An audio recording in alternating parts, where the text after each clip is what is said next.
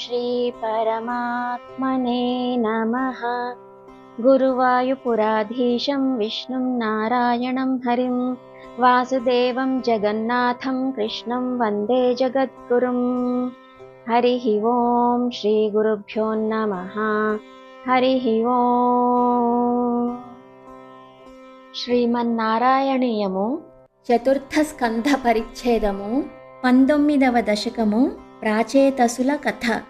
పృథోస్తు నప్తా పృథుధర్మ కర్మఠః ప్రాచీన బర్హిర్యువతౌ శతద్రుతౌ ప్రచేతసో నామ సుచేతసః సుతాన్ అజీజనత్ త్వత్కరుణాంకురానివ.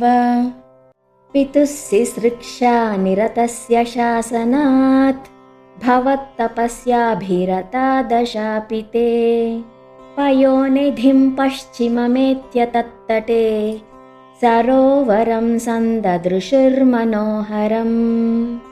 तदा भवत्तीर्थमिदं समागतो भवो भवत्सेवकदर्शनादृतः प्रकाशमासाद्य पुरः प्रचेतसाम् उपादिशद्भक्ततमस्तवस्तवम्. स्तवं जपन्तस्तममीजलान्तरे भवन्तमासे विशतायुतं समाः भवत्सुखास्वादरसादमीश्वियान् बभूव कालो ध्रुववन्न शीघ्रता. तपोभिरेषामतिमात्रवर्धिभिः स यज्ञहिंसा निरतोऽपि पावितः पितापि तेषां गृहयातनारदप्रदर्शितात्मा भवदात्मतां ययौ.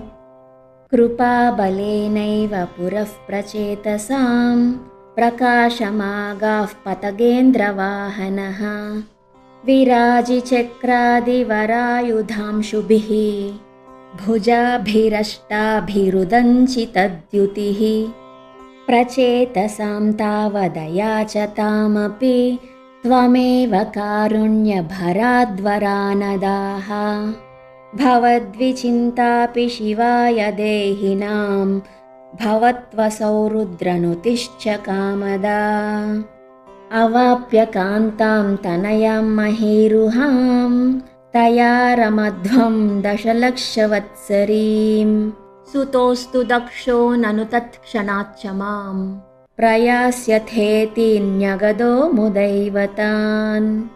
ततश्च ते भूतलरोधिनस्तरून् क्रुधा दहन्तो द्रुहिणेन वारिताः. द्रुमैश्च दत्तां तनयामवाप्यतां त्वदुक्तकालं सुखिनोभिरेमिरे.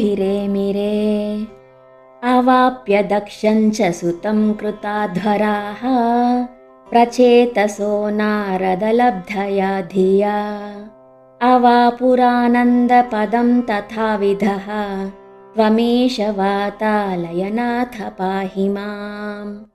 हर हर पार्वतीपते हर हर महादेव. श्रीहरये नमः.